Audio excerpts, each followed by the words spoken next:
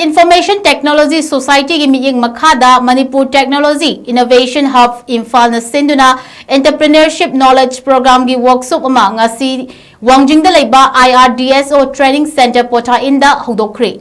Component 5.2 Support to Aspiring Entrepreneurs Entrepreneurship Knowledge Program of Rising and Accelerating MSME Performance RAMP Program ki Makha numit nini pangthokadaba workshop HOUDOKPA ki thoramada SGO Thobal Arvin Hanglem IAS na athoiba Tunglen Amadi Thobal District Chamber of Commerce and Industry Thobal gi President Dr. Sarat Chandra Ningombam na akhanaba Mingtunglen Singh oina saruk yaki.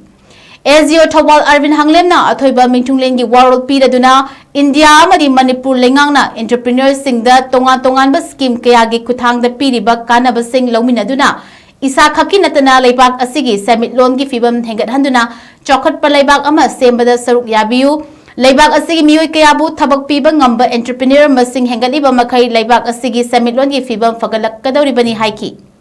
training asigi ngasi pangthokiba technical session da Manipur Technology Innovation Hub ki business development manager Robinson Longjamna entrepreneurship and ideation haiba hiramda Tekor Products Private Limited ki Founder Lakshmibai Somamna Business Model and Maker Research Haibam Hiramda Manipur Technology Innovation Hub ki Technical Associate Valerie Khuraizamna Government Schemes and Support System Haiba Hiramda Aduga Parables by Retrieve ki Founder Case Study Analysis Haiba Hiramda Resource Person oina wangangki